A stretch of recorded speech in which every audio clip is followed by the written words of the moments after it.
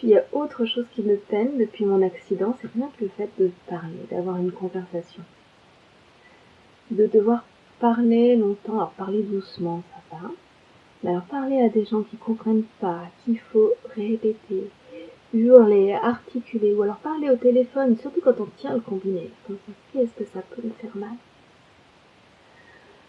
Alors il m'arrive de pas aller à certains endroits, notamment quand il y a beaucoup de monde, et je sais que je vais être obligée de parler, parce que les gens vont pas comprendre pourquoi je leur parle pas.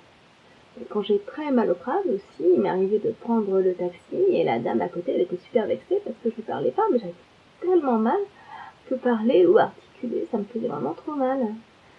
Et ça, c'est quelque chose que les gens n'imaginent pas du tout, non plus, que parler, rien que le fait de parler peut poser problème. Et moi, ce que je déteste, c'est quand j'essaie de dire quelque chose et qu'il y a les autres qui me coupent la parole, donc il faut que je réessaie de dire le truc, ou alors qu'ils me disent de répéter.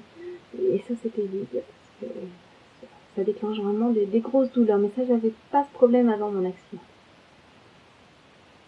Mon accident, c'était le 28 janvier 2010. J'ai été renversée par un camion qui a fait de la queue sur le verglas.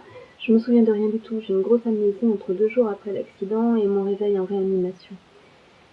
Mais par contre, ce qui est très bizarre, c'est qu'en réanimation, quand je me suis réveillée, j'ai reconnu les gens, comme mon chirurgien ou l'aumônier ou un interne, et je me souvenais pas les avoir rencontrés, mais je savais qui ils étaient.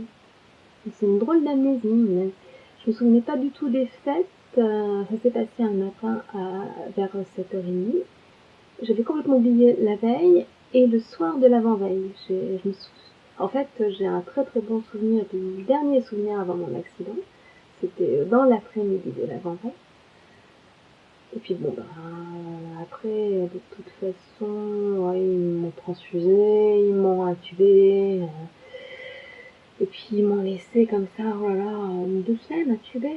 Et puis ils ont essayé de me réveiller alors qu'elle était encore intubée. Alors vous pouvez pas parler. Évidemment, avec un tube dans la bouche, vous pouvez pas parler. Et puis quand ils m'ont enlevé, j'ai cru que j'allais pouvoir parler. Au bilan, c'était ric-rac. Il paraît que j'ai été sauvée parce qu'il y avait les pompiers qui étaient déjà là pour un autre accident en face.